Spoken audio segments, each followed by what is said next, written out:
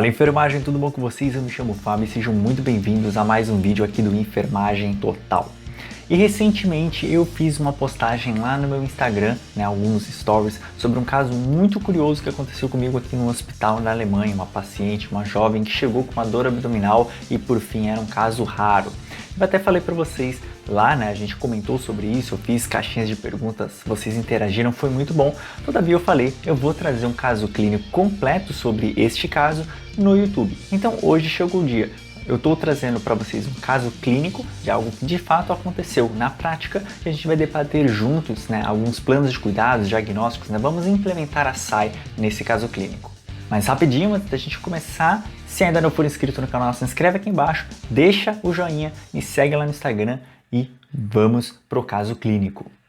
Bom, já aqui nos slides eu trouxe para vocês o caso clínico por escrito, só que claro, tá bem resumido aqui em cima, a gente vai conversando junto, eu vou acrescentando informações aqui durante o que eu tô falando, certo? Então, uma paciente, tinha 17 anos de idade, foi chegada no hospital pelo SAMU, claro, você deve estar pensando, na Alemanha não tem SAMU, só que é como se fosse o SAMU, vamos tentar trazer para uma realidade um pouco mais brasileira, um pouco mais do que está próximo de vocês, com uma dor abdominal forte, então o caso principal era essa dor. Ao chegar na unidade, o enfermeiro fez o exame físico e constatou que as bolhas cardíacas se encontravam do lado direito do mediastino. Então, é como se o coração estivesse do lado direito do peito. Os ruídos hidroaéreos estavam presentes, porém diminuídos. A dor forte abdominal muito grande, uma dificuldade de manter a posição deitada, então aquela ortopneia que a gente chama. Dispneia, o paciente também não estava conseguindo respirar corretamente, mas a saturação estava ok, 99, e estava sem febre no momento. O médico, que fez o exame também, solicitou outros exames coletados e já guiados para o laboratório, exames de sangue, e fez também o ultrassom, que não teve muita conclusão porque estava muito estranha a imagem, e aí ele acabou solicitando uma tomografia computadorizada, essa TC, e o resultado foi o seguinte, essa foi inclusive a imagem que eu não mostrei para vocês lá no Instagram, Então aqui nessa imagem nós temos eu quero muito trazer para vocês, muito em breve, uma aula de como ler tomografia, ler eletrocardiograma, apesar que já tem vídeo aqui no canal sobre eletrocardiograma, mas também explicando sobre como interpretar um raio-x, exames de imagem em geral. Mas aqui é como se a gente estivesse olhando de baixo para cima, a paciente, certo? As pernas estão para cá, da onde a gente está olhando, é como se a gente estivesse olhando do pé. Então aqui a gente tem um pulmão, e aqui teoricamente seria outro pulmão, só que o pulmão está aqui, ó. O pulmão é isso daqui. Aqui a gente tem algum tipo de massa que está comprimindo esse pulmão. E aí aqui um pouco mais centralizado, a parte medial aqui da parte pulmonar, dá para ver claramente aqui o pulmão, aqui já coração bem voltado para a direita, e o pulmão esquerdo é esse daqui, ó.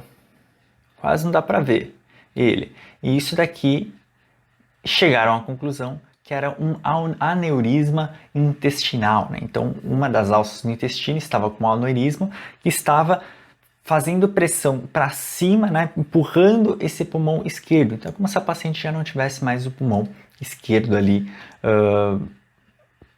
útil, para ela poder utilizar isso. Por fim, foi descoberto esse aneurisma intestinal que comprimiu o pulmão esquerdo do paciente, foi realizada a passagem de uma sonda nasogástrica aberta nessa paciente e realização de medicamentos analgésicos intravenosos.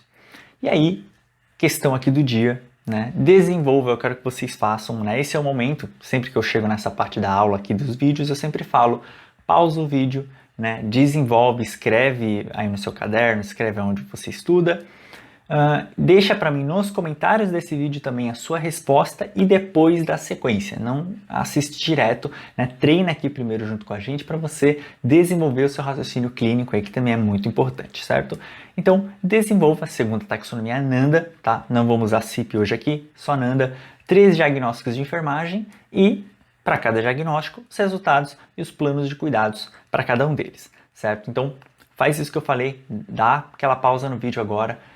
Primeiro responde com as suas próprias palavras e deixa nos comentários depois da sequência aqui no vídeo. Alguns momentos depois. Bom, então bora aqui para o resultado, Bora para a resposta. Aqui é bom, vale lembrar que não existe uma resposta certa ou resposta errada, tá tá bom? A menos que você dê uma viajada muito grande, não existe resposta certa ou errada. Eu trouxe aqui 3 exemplos de diagnóstico, mas para esse caso aqui teriam mais de 15 ou 20. Eu escolhi 3 e trouxe para vocês, mas eu vou deixando aqui nos comentários, se porventura você deixar um comentário aqui embaixo, talvez eu não concorde muito com o diagnóstico, ou eu, ou até as outras pessoas que também vão estar treinando aqui através desse vídeo, pode deixar uma resposta no seu comentário, falar, mas por que você escolheu esse, por que não outro, né, para a gente conseguir chegar numa conclusão legal. Então eu escolhi 3, se for os mesmos 3 que você colocou, show, né, se não for, tudo bem, a gente vai conversando. O primeiro diagnóstico eu acredito que seja óbvio, né, o diagnóstico aqui de dor aguda. Então, diagnóstico, dor aguda, e é aquele formato PES, né, que a gente chama de escrita de diagnóstico de enfermagem pela taxonomia Nanda, relacionado a alguma coisa, né, e caracterizado por alguma outra coisa. Então, fatores relacionados vêm aqui, características definidoras vêm na sequência, certo? Então, dor aguda relacionada à anomalia intestinal, esse aneurisma, ele que está causando essa dor, caracterizada por relato verbal de dor, né, a paciente ali, novamente, né, eu acabei não colocando todas as informações, mas a paciente ali disse que estava com uma dor 9 de 10, né? E gestos protetores, então a paciente não estava conseguindo manter a posição deitada, ela não conseguia se manter numa única posição, ela tinha que ficar se movendo, né, se mexendo, sentando, deitando, virando, sentando, para conseguir, pela agonia de dor que ela estava sentindo. Então isso também é um sinal, né, um indicativo que a paciente está com bastante dor para a gente. Qual que é o resultado que eu quero, né, o resultado esperado? A diminuição do nível de dor de 9 para 5 em até 45 minutos, tá?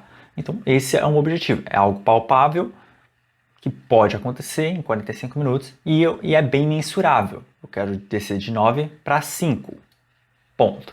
É uma coisa mensurável, é diferente de eu escrever aqui, por exemplo, resultado esperado, diminuir o nível de dor. Como que eu mensuro isso? É difícil de eu conseguir mensurar isso, então eu estou dizendo para vocês aqui que é do nível 9 para o nível 5 da escala de dor, né, escala numérica de dor.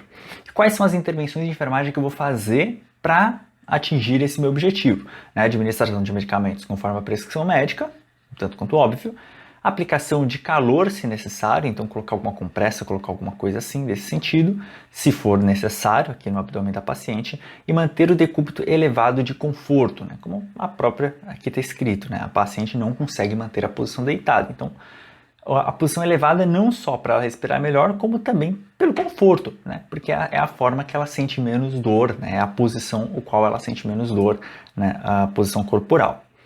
Segundo diagnóstico que eu coloquei aqui é o padrão respiratório ineficaz, relacionado por dor, ansiedade e fadiga da musculatura acessória. Então, a paciente já está cansada, está dispneica, está com dor, né? Isso traz para a gente são fatores relacionados para um padrão respiratório ineficaz, caracterizado por, o que eu estou vendo, né? Sinais e sintomas, dispneia, ortopneia e uso da musculatura acessória para respirar. Aí você fala, mas Fabio, no caso clínico não está escrito que a paciente está usando musculatura acessória, mas pensa comigo, só tem um pulmão funcionando, ela está tendo que usar a capacidade corporal por causa da dor. Quando a gente sente dor, a gente já respira profundo com 2 pulmões funcionando. Imagina a pessoa que está com dor e só está com um pulmão funcionando, né, o outro sendo comprimido. Então a musculatura acessória está a milhão ali trabalhando junto. O resultado esperado é que a paciente melhore a qualidade dessa respiração em até 45 minutos. Então, em até 45 minutos, eu quero que ela, né, pelo menos que ela não tenha mais dor, pelo menos ao respirar, ou que a respiração esteja de uma forma um pouco mais fácil, né, facilitada e tudo mais. E quais são as intervenções de enfermagem que eu vou estar colocando para essa paciente? Manter o decúbito elevado em 30 graus e lateral esquerdo. Mas sabe por que lateral esquerdo? Pensa comigo, a paciente não tem mais o pulmão esquerdo funcionando, né? Ela está com aneurisma. O pulmão direito é o único que está funcionando. Assim, o esquerdo está funcionando, só que está comprimido, né? Ele não está tendo espaço de expandir. O direito é o único que tem esse espaço. Então, se eu manter a paciente na posição esquerda, eu deixo mais espaço para o pulmão direito expandir. Então, ela vai ter uma respiração um pouco mais facilitada, certo? Oferta de oxigênio se necessário, nesse caso aqui não está sendo por enquanto, mas se a saturação cair para níveis menores do que 92%, é interessante colocar um catéter nasal de oxigênio e realizar exercícios respiratórios de relaxamento. Então pedir para a paciente respirar junto com você, respirar lentamente, né? Fazer uma inspiração mais profunda, uma expiração mais rápida, né? São exercícios que podem sim estar sendo feitos para não só relaxamento da musculatura, né? E uma respiração, uma qualidade de respiração melhor, como também para ansiedade, reduzir níveis de ansiedade e tudo mais, que ajuda bastante nesse caso. Certo? E aqui o terceiro diagnóstico que eu separei para vocês é o de risco de sangramento. Você fala, nossa, Fabio, que coisa específica. De fato, a gente não pensa no primeiro momento sobre esse risco de sangramento, todavia, qualquer força a mais, né, qualquer esforço que essa paciente tenha, corre risco, assim como o aneurisma cerebral, né, corre risco de estourar, corre risco de romper esse aneurisma. Então, a mesma coisa, certo? Então, existe um risco de sangramento relacionado a um aneurisma, né, e a condição gastrointestinal prejudicada. O meu objetivo é que eu controle tudo isso para que não tenha um problema maior, então, controle das medidas de proteção até a resolução definitiva, que no caso é a cirurgia, né, o paciente vai passar por uma cirurgia muito em breve, e as intervenções de enfermagem, né, o que eu preciso fazer para manter tudo isso sob controle. Repouso absoluto no leito, então o paciente não pode deambular de forma alguma. Evitar pequenos e grandes esforços, então se a paciente porventura tiver vontade de evacuar, é importante que eu sempre oriente ela, falei, se você tiver com muita vontade, óbvio, não vai estar saindo nada, tem um aneurisma, tem algo ali no meio do caminho, né? Só que não faz força, né? Se tiver que sair, sai naturalmente, não faz força, porque senão realmente vai piorar e você corre risco de romper esse aneurisma, né? E aí grandes sangramentos e aquela correria toda. E aferir a pressão arterial, aqui a gente pode colocar até periodicidade, então de 2 em 2 horas, e pressão intraabdominal se necessário. Então, conversando ali, né, aqui é uma questão que a gente sempre fala da Cape Multi, né? Eu aqui conversaria com o médico. O enfermeiro tem autonomia, no Brasil sim, de estar medindo a pressão intraabdominal se necessário. Todavia, eu conversaria com o médico. Você acredita que é legal? Eu, particularmente, acho que é bem interessante nesse caso aqui, também está ferindo a pressão intraabdominal, certo, da paciente. Só que aí, claro, tomando todas aquelas medidas de não colocar tanta pressão também na região do abdômen, para também não ter o risco de rompimento desse aneurisma. Certo, pessoal? É isso que eu queria estar conversando um pouco com vocês hoje. Foi uma aula relativamente mais rápida, mas dá para ter uma noção, né, de um caso clínico, como funciona, né, os diagnósticos, resultados e intervenções de enfermagem aplicadas a um caso real, um caso clínico que de fato aconteceu aqui comigo na prática aqui no hospital. Se você quer saber mais informações sobre esse caso, né, até eu dei mais informações sobre isso no dia que aconteceu, eu fiz alguns stories no meu Instagram, então se você não me segue no Instagram, segue lá, ou melhor aqui, do lado esquerdo, né, segue lá no Instagram, que lá você vai ter mais informações, está nos meus destaques do Instagram, né, esses stories.